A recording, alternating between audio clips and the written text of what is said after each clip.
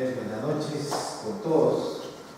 Hoy día vamos a ver el tema de economía y su articulación con la naturaleza, ¿ya? En el marco de este diplomado que están siguiendo ustedes, vamos a ver cómo es que la economía, el sistema económico se articula con la naturaleza. Y para eso vamos a definir qué es naturaleza, qué es el sistema económico y qué implicancias está ocasionando todas las actividades económicas al ambiente o a la naturaleza, ¿no? Entonces vamos a iniciar. ¿Puedes avanzar una? Entonces vamos a definir la naturaleza, ¿ya? A ver, y tu amigo, ¿qué profesión tiene? Abogado. Abogado. ¿Usted? Economista. Mire, generalmente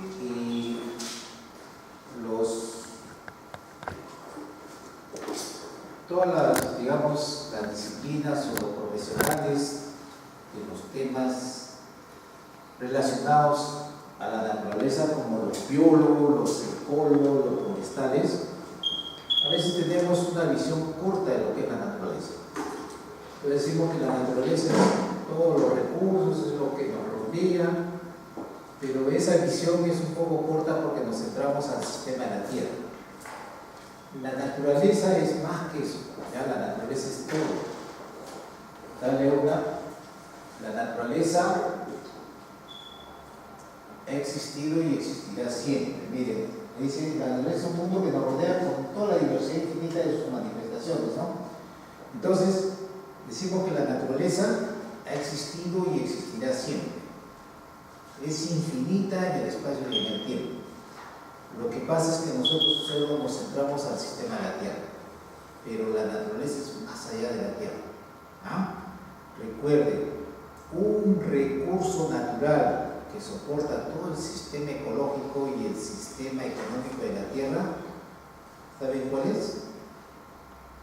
A ver, tu amigo, ¿qué recurso es el que soporta todo el sistema de la Tierra? No. ¿Tú? Económico y ecológico, a todo el sistema que soporta. Es el principal recurso que tenemos, natural.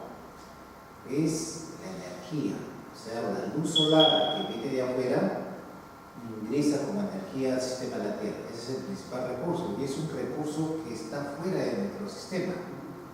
¿Ya? Ese es un recurso natural. Eso lo vamos a ver más adelante.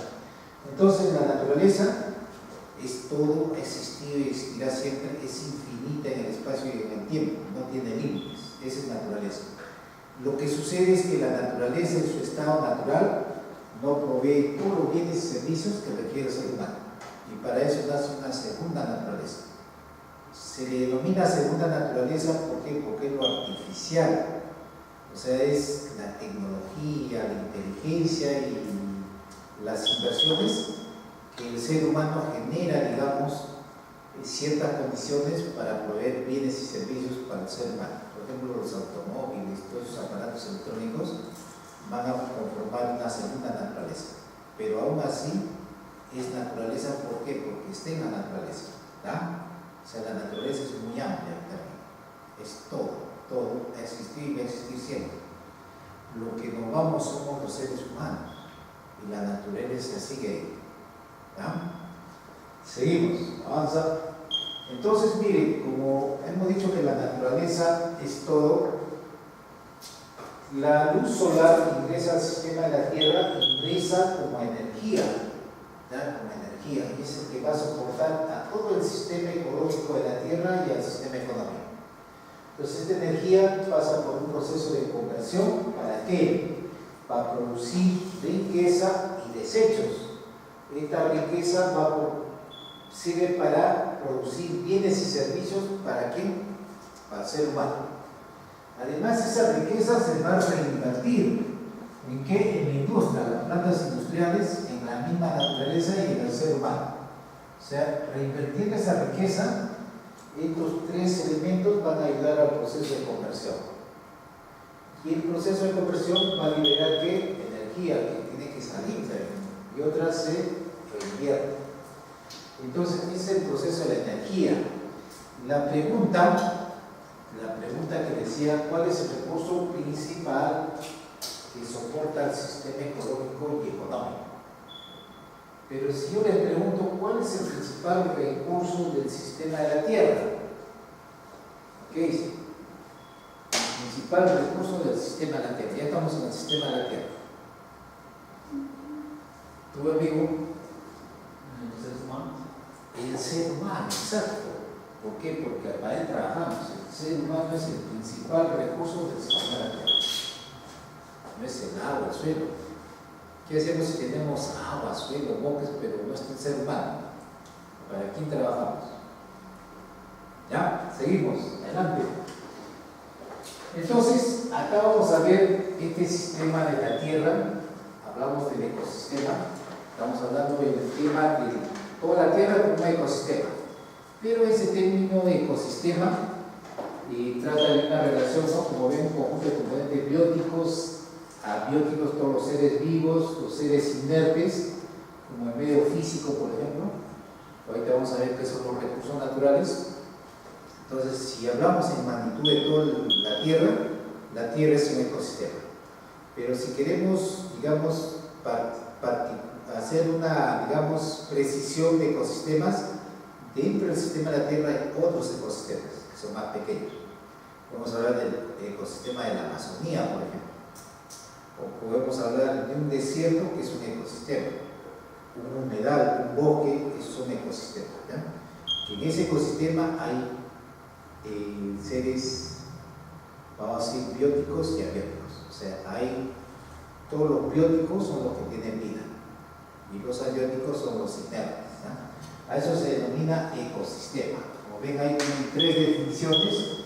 Otra definición es una comunidad de especies diferentes que interactúan entre sí y con los factores químicos, físicos que constituyen su ambiente no vivo, ¿no? Avanza. Ese es un ecosistema. Pero vamos a ver qué sucede con la economía. Simplemente para darles lo que son economistas ya tienen el concepto, ¿no? Entonces recuerden, si nosotros queremos hablar del sistema de la Tierra, vamos a hablar primero de una ciencia que se llama la ecología. La ecología es una ciencia social que trata al ser humano y su relación con el medio. Esa es la ecología.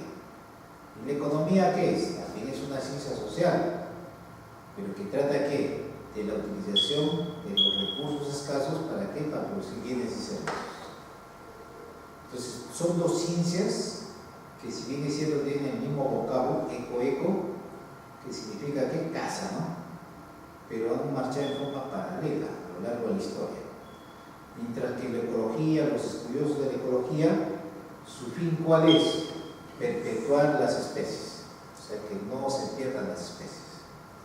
O sea, todos los ecólogos, los biólogos, por ejemplo, ellos están preocupados porque no le toquen las especies. En cambio, el economista, ¿qué hace el economista? Quiere usar los recursos ¿para qué? Para producir bienes y servicios.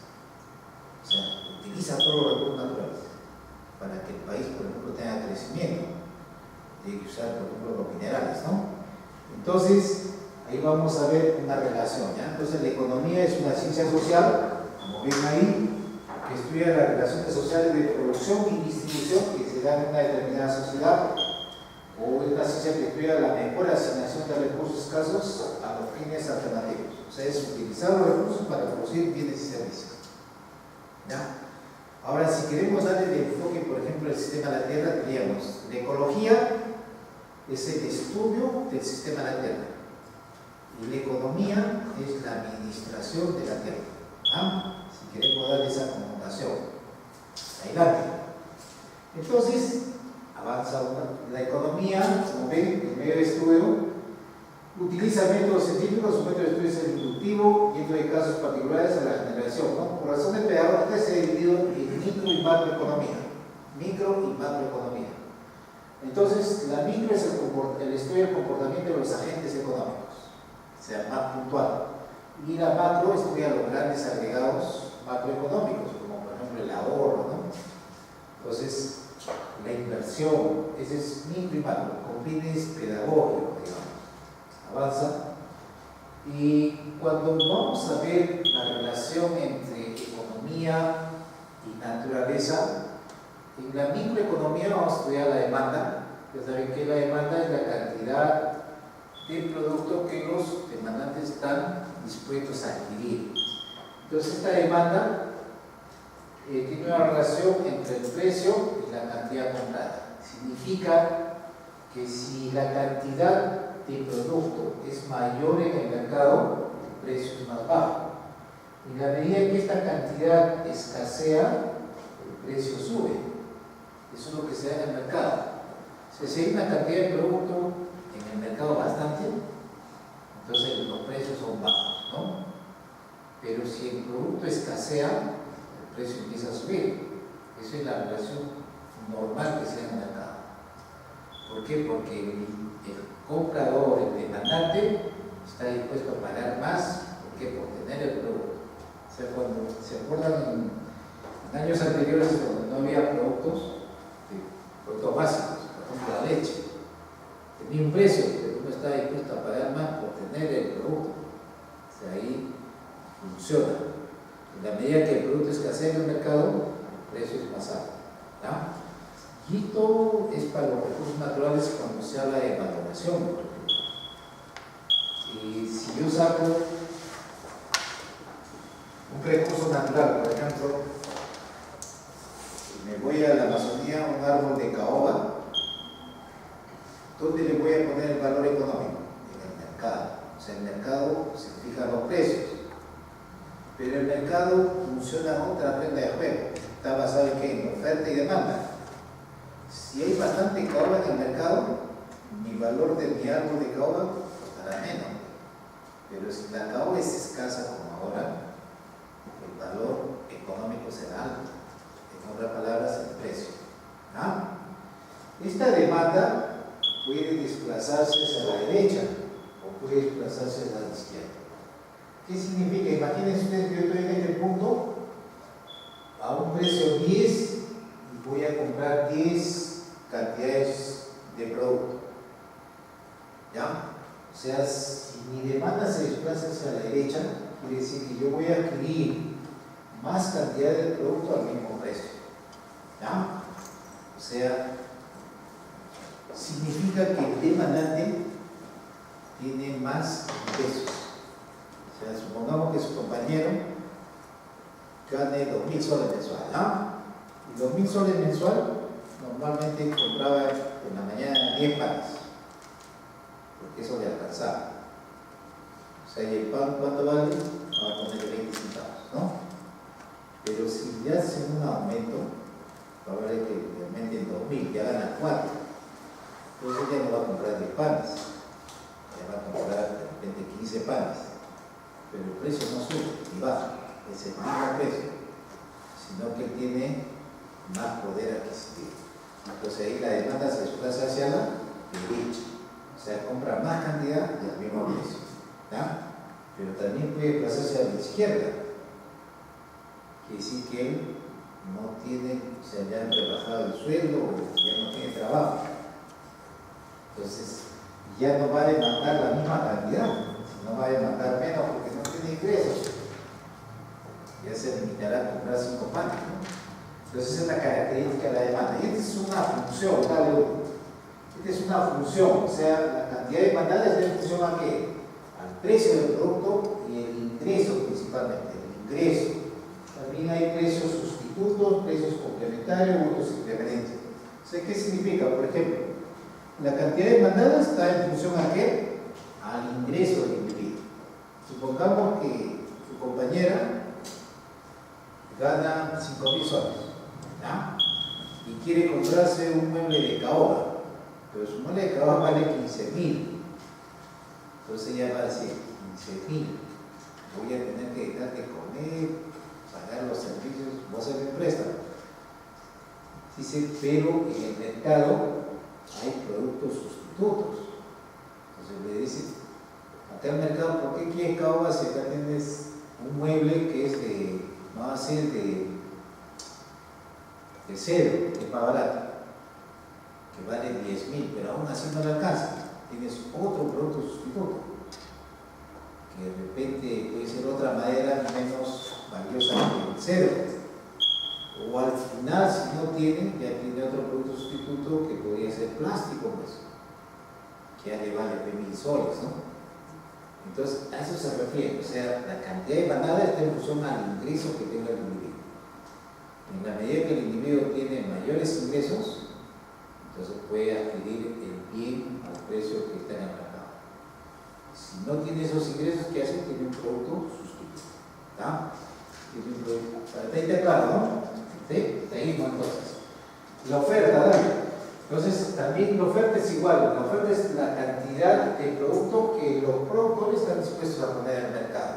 Están dispuestos a poner en el mercado. Y tiene la siguiente función, dale. Es igual que la demanda, dale una. En función, esta es la cantidad ofertada, se grafica así con una S. ¿En función a qué? Al precio, ¿ya? A los costos, a la tecnología, al clima y otros factores, ¿ya? Entonces, en función a eso está la oferta. Entonces, la oferta ¿qué es? La cantidad de producto que el productor está dispuesto a poner en el mercado.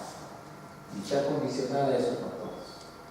Cuando hacemos el balance oferta-demanda, ¿no? Generalmente decimos el equilibrio oferta-demanda.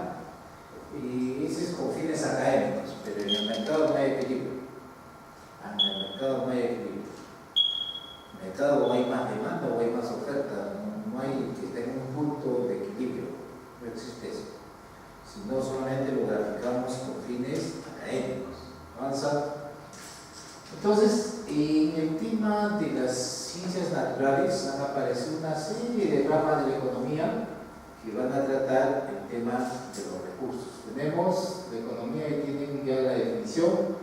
Hay una economía ambiental, una economía de recursos, una economía ecológica.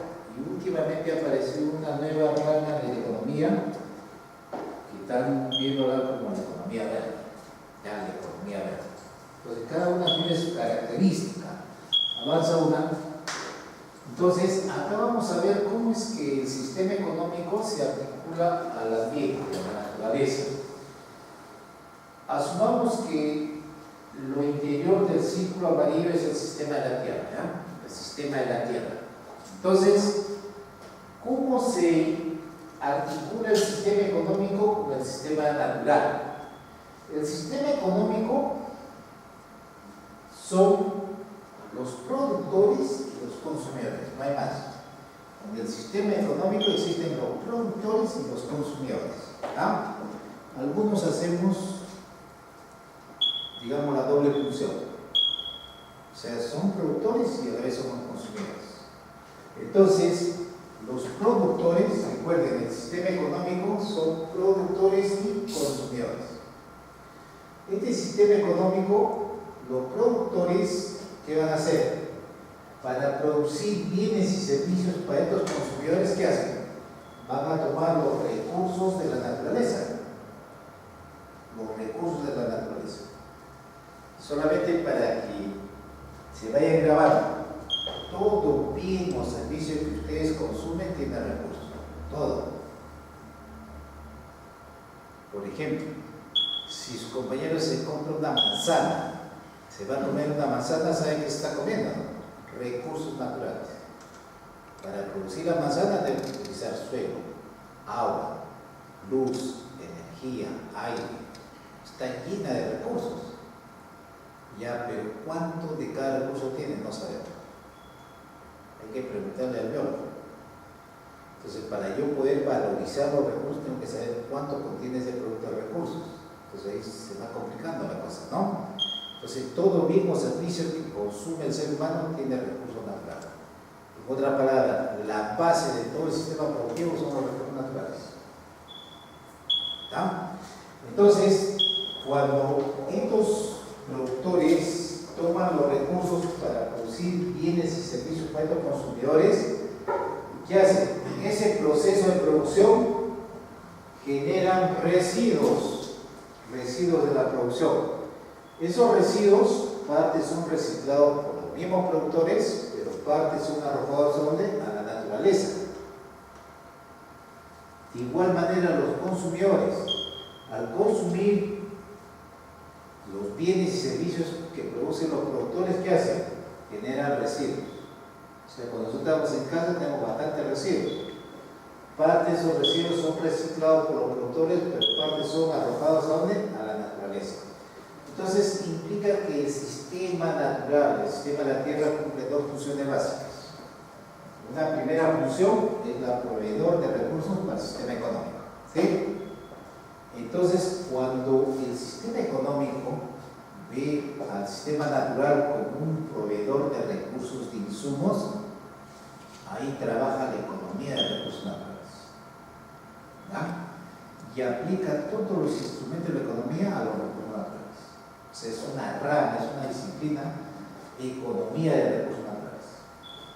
Pero cuando el sistema económico ve al sistema natural como un sumidero, o sea, como el basurero del sistema económico, ahí trabaja la economía ambiental o economía del medio ambiente. En otras palabras, la economía ambiental, ¿qué trata? La contaminación. ¿Ya? Son dos ramas distintas. Una rama de la economía ve economía de recursos naturales, otra economía ambiental o del medio ambiente que ve la contaminación. Y aparece una tercera rama que es la economía ecológica. Es la combinación de la ciencia económica con la ciencia ecológica, que es más sistémica, más global. Es transdisciplinaria. En cambio acá está individualizada. ¿Ya? Cuando hablamos de economía de recursos, vamos a ver al sistema como un proveedor de insumos. Y ahí aplicamos toda la economía, todos los métodos, todo el sistema económico aquí a los recursos naturales. Y cuando el sistema natural recibe todos los desechos del sistema económico, ahí trabaja la economía ambiental o economía del medio ambiente. ¿Ya? En otras palabras, así es sencillo, la economía ambiental que trata la contaminación. Y aplica todos los instrumentos de la economía, desde la política. Entonces pasa por todos los medios de la economía, la oferta y demanda, ¿no? Los sistemas de certificación que tienen que ver con la contaminación. ¿Tienen preguntas hasta ahí? ¿Sí? ¿Está claro? Seguimos, avanzamos. Entonces, clasificación del sistema que ve afectado, ¿no? Entonces, ya una vez que hemos visto cómo se articula el sistema económico con la mitad, vamos a ver qué pasa, qué es lo que genera el sistema económico. En realidad, los problemas que existen en el sistema de la Tierra son problemas económicos, pero que están en el ambiente. Entonces, ahí como ven, todos los recursos que se necesitan para que el sistema económico funcione dependen del sistema ecológico. Energía solar, capacidad de... También depende del sistema ecológico del reciclado de los desechos. O sea, cualquier sistema económico que no tenga en cuenta las limitaciones pone en peligro el sistema ecológico que lo sustenta y con ello se pone en peligro a sí mismo. Es lo que está ocurriendo ahora, ¿no? Todos los problemas ambientales que venimos sufriendo, o sea, esto del cambio climático, el calentamiento global, todos los problemas. Adelante. Entonces, acá tenemos, por ejemplo, todo el capital terrestre, o sea, del sistema de la Tierra. Este es el sistema económico. Tenemos la producción y consumo que hemos visto. Y acá tenemos todo lo que está generando este sistema económico, ¿no?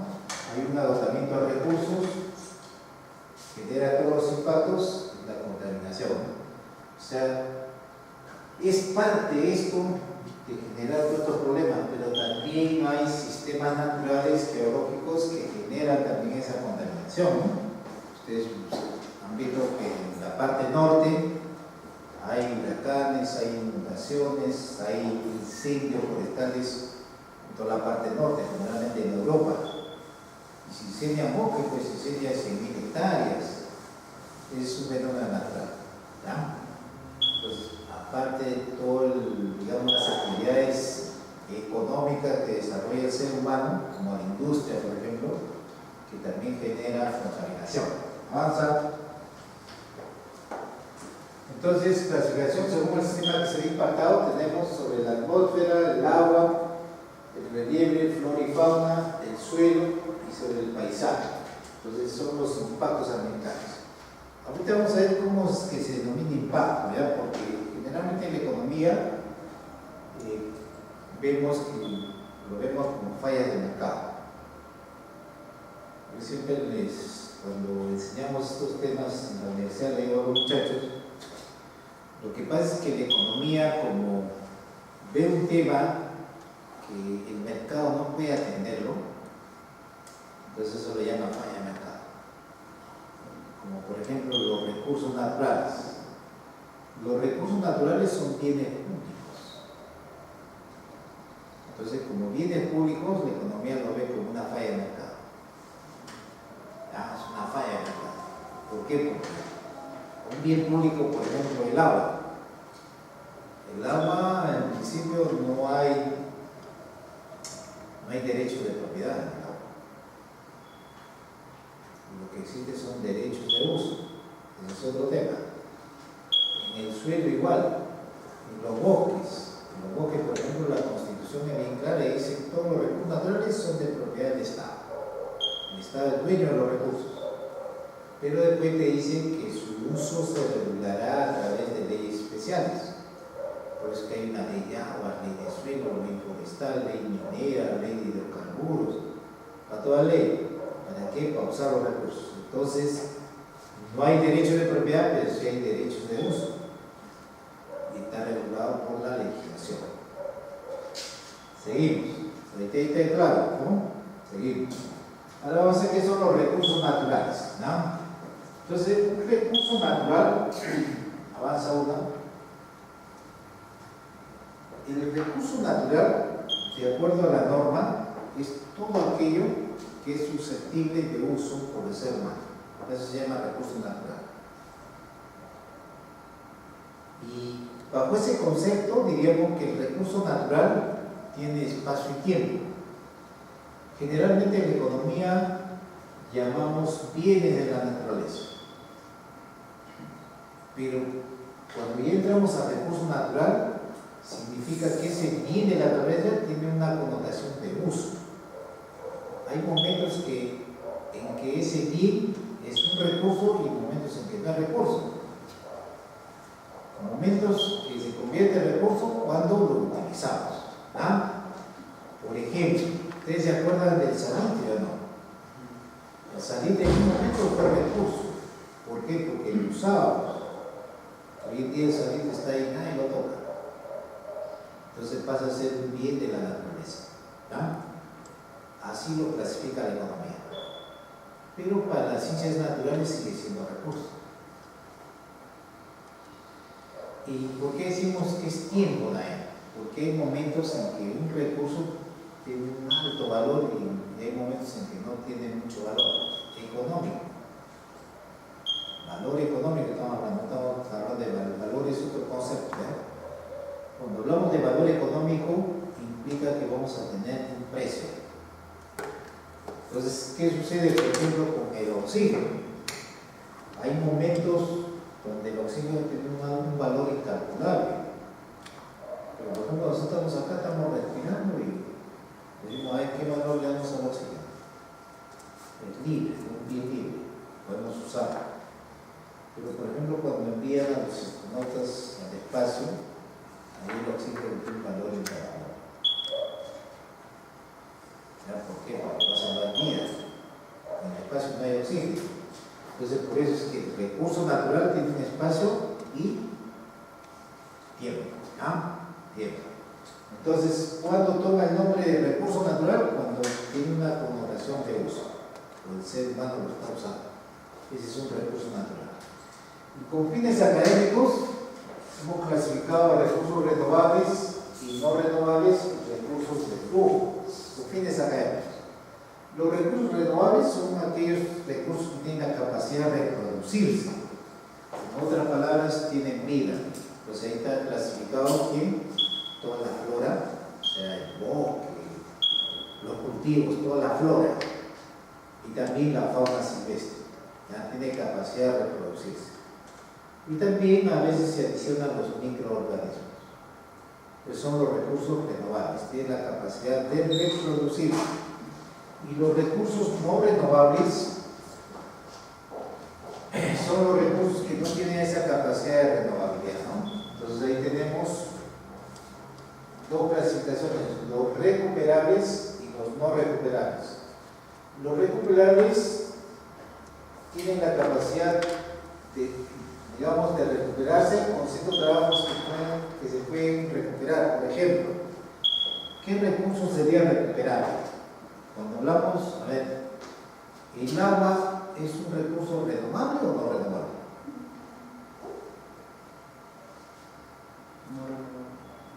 ¿Cómo?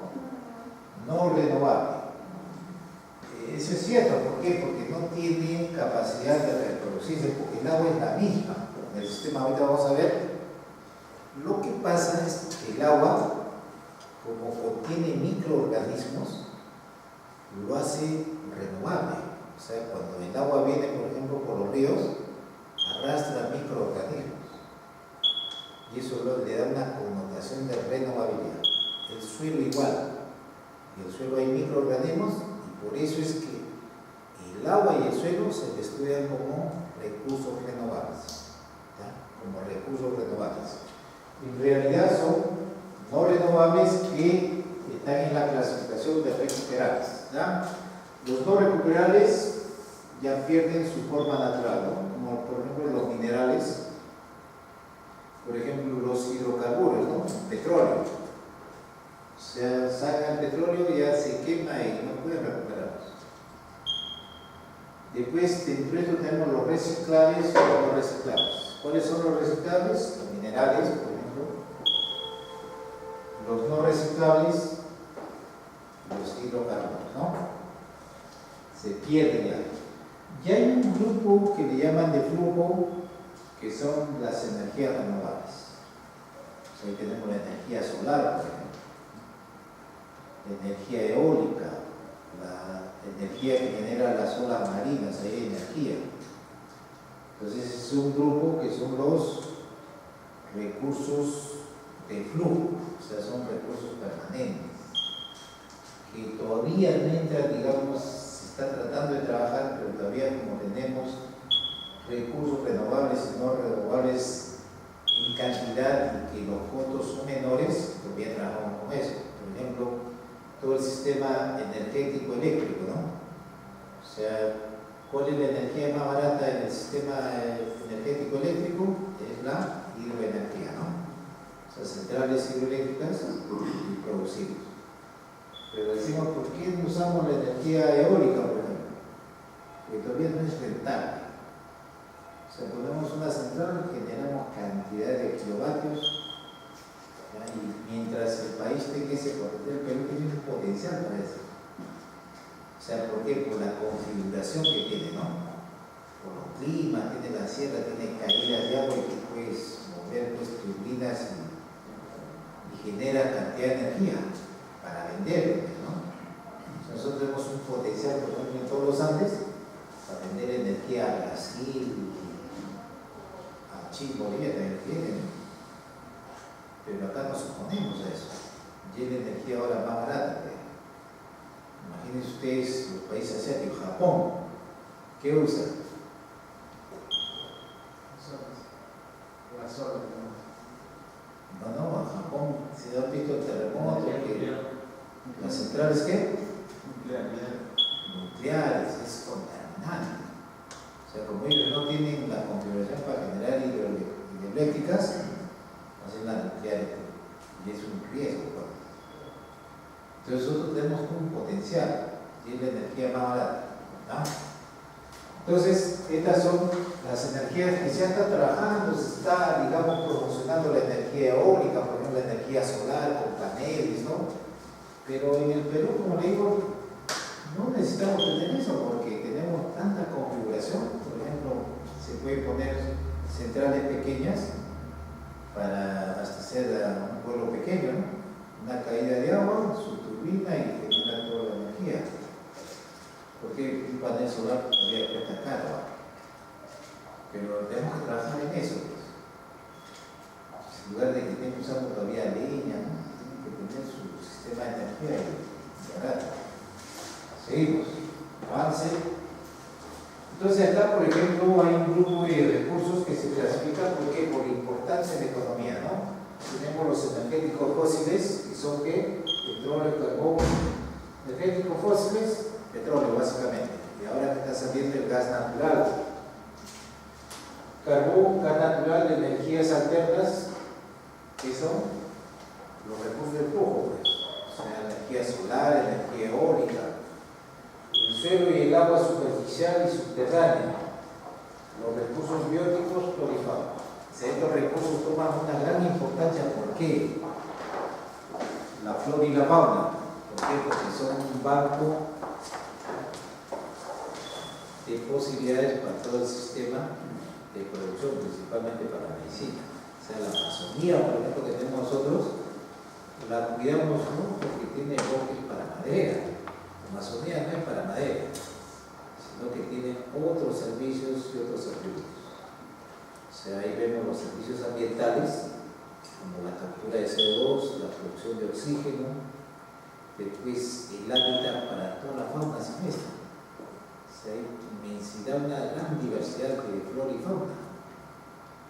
Donde hay vegetación, automáticamente aparece ¿qué? La fauna. ¿Ah? Seguimos. Entonces, los recursos minerales energéticos, los recursos minerales son los principales recursos energéticos para el desarrollo, pero en países, o sea, eso hace un tiempo. O sea, generalmente, a lo largo de la historia, digamos, la competitividad, el procesamiento de los países ha ido por etapas, pues. Primero teníamos una era de la agricultura, ¿se acuerdan? Los países que desarrollaron rápido la agricultura eran los países ricos. Después vino la era industrial. Pero en la era de la agricultura lo que se utilizaba más eran recursos. Nosotros como país, como tenemos gran cantidad de recursos naturales, nuestro PBI está basado en ¿qué? En los recursos naturales. Y ahora ya no es el camino ese. Ustedes saben que países que no tienen recursos como Japón, Singapur, por ejemplo, Corea del Sur, ellos compran todos los recursos y son potencia. Entonces, ¿cuál es el factor de riqueza ahora que genera riqueza? Es el conocimiento, es la inteligencia, es la capacidad de creatividad que tienen los individuos. O sea, hoy en día el único factor de generación de riqueza es el conocimiento.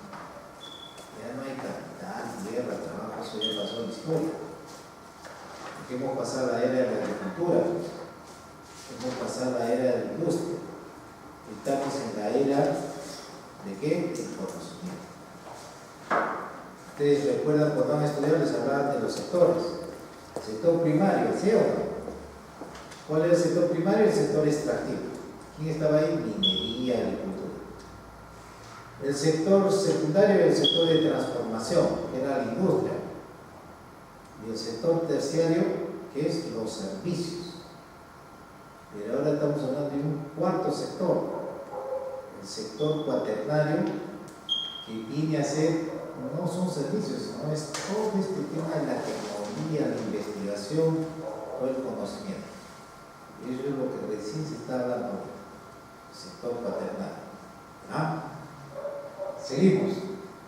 Entonces acá tenemos el agua y el suelo, ¿no? ¿Por qué es importante el agua y el suelo? Porque son dos elementos que van a conformar los ecosistemas.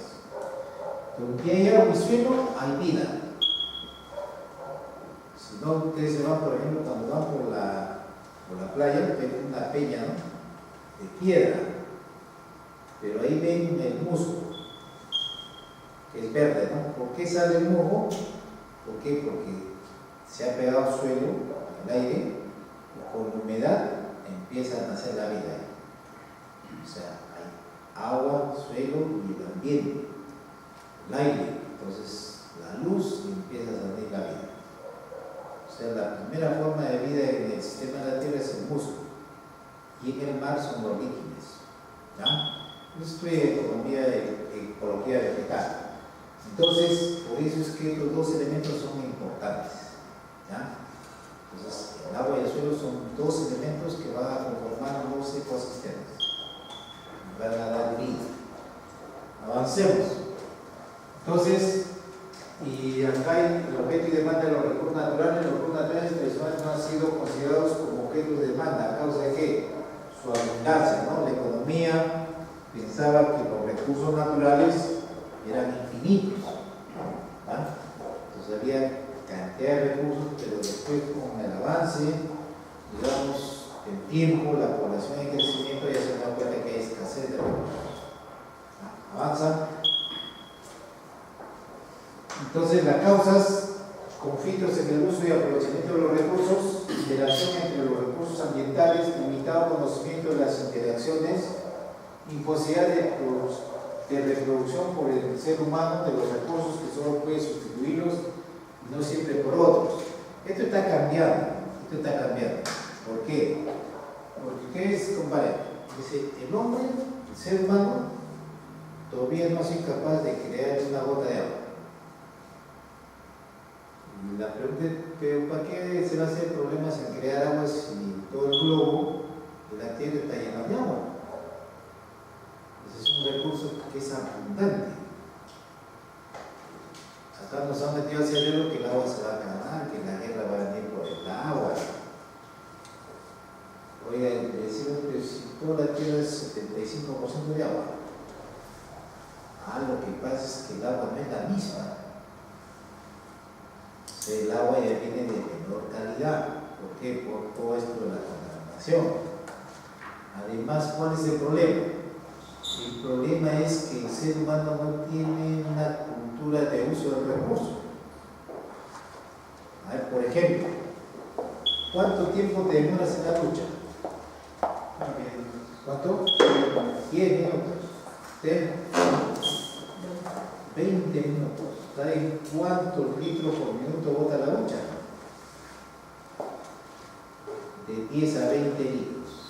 Si te demoras 10 minutos, estás botando los 5 litros de agua. Por 100. Si la señora se demora, señorita. ¿Se demora cuánto?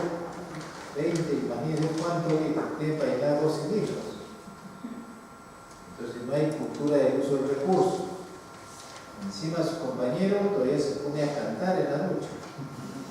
¿Ha cantado en la ducha? ¿Y sabe por qué canta o no? Todo está relacionado. Canta porque es mal cantante. Porque si fuera buen cantante estaría en el mercado ganando harto dinero. Así es. Entonces, lo que nos falta es cultura del uso del recurso. Cultura del uso del recurso. Avanza. Entonces vamos a ver el agua en la tierra. Está un recurso que está causando que nos están metiendo que se va a acabar el agua. Bueno, lo que pasa, el agua en el sistema es la misma, tiene un ciclo del agua. Entonces lo que está pasando es que ya no es de la misma calidad. Está contaminado, ustedes han visto que vienen por los ríos el Chillón, todos los residuos hospitalarios bajan por ahí. ¿Dónde se ve esa agua? Los desagües, los colectores, ¿dónde van? Al mar. O sea, no hacemos un tratamiento del agua. Ustedes felices se van a donde? A la Costa Verde. La Costa Verde, ahí bajan todo el desagüe. La Chiva, un costado no tiene, baja el desagüe. Y se van felices a la Costa Verde a bañarse. ¿No? ¿Quién no ha ido a la Costa Verde? Yo por lo menos a veces voy de noche, pero no bañarme, ¿no? Entonces, ese es un problema que tenemos, que no tratamos el agua, ¿ya? O sea, no hay planta de tratamiento. La única planta San Juan, que son lagunas de obsesión, pues es un sistema muy antiguo. O sea, esas lagunas, en lugar de, digamos, de ayudar, más contaminan el aire. Entonces ya hay otro sistema moderno que emplean los europeos. Ustedes saben que en España al año visitan casi 100 millones de turistas. ¿Al Perú cuántos vienen? Vienen 1 millón y están felices. Y el Perú tiene maravillas para mostrar. ¿Qué hacen en España? ¿Qué van? ¿Ustedes creen que el turista va a España a ver las iglesias? Las iglesias en España están cerradas. Ya no van a la iglesia. Porque han traído acá a América y a mí que vayan a la iglesia. ¿A qué ve el turista de España? A la playa, pues. A las playas. Cada turista diario gasta entre 20 y 30 euros. Imaginen ustedes 100 millones de turistas. Que vengan a matar 10 millones, nada más. para que vean cómo se dinamiza la economía. Es un servicio, ¿no? Entonces, ¿qué pasa con el agua? Dale. Entonces, el agua total de la Tierra es 1.360 millones de kilómetros cúbicos. O sea, un cubo, este es el cubo de agua dulce, que es el 2.752% de todo el agua. Todo este agua es salada. El agua dulce solamente eso. ¿Ya? Dale. Entonces, este 2.752, 2.14 en los glaciares. ¿Ya? 2.14 de los glaciares. Dale. Entonces, el agua utilizable, que está en lagos, humedad de la tierra, la atmósfera y ríos, es 0.62. El agua de los ríos es solamente el 1%, dale. El agua superficial es solamente 1%, está en los ríos, que escurre por los ríos. Ahora, acá está la distribución del agua en el sistema de la Tierra, ¿no? Entonces, miren, en océanos está 1.360 millones, el 97% del agua. Estamos hablando de agua salada y agua dulce. En capas de hielo en glaciares, 2.14. Agua subterránea, 0.61. Que no necesariamente es agua subterránea, a veces es para el consumo, pero es una agua dura. Lagos de agua dulce, 0.09. Mares, tierra adentro, 0.08. Humedad de la tierra, ese porcentaje. Atmósfera y en los ríos, miren cuánto es en los ríos. El agua superficial, esto es 0.1% del total del agua de la tierra. ¿Se imaginen toda la tierra está llena de agua? ¿Vale? Entonces, les recuerdo, el agua que está en el sistema de la Tierra es la misma. ¿Por qué? Porque tiene un ciclo del agua, ¿no? Está en estado primero líquido, después gaseoso y después en estado sólido, ¿no? Está en los glaciares, por ejemplo, está en el polo, o está en los nevados. Entonces, ahí está el agua. Entonces, hay agua dulce suficiente. O si no, ya creo que con la tecnología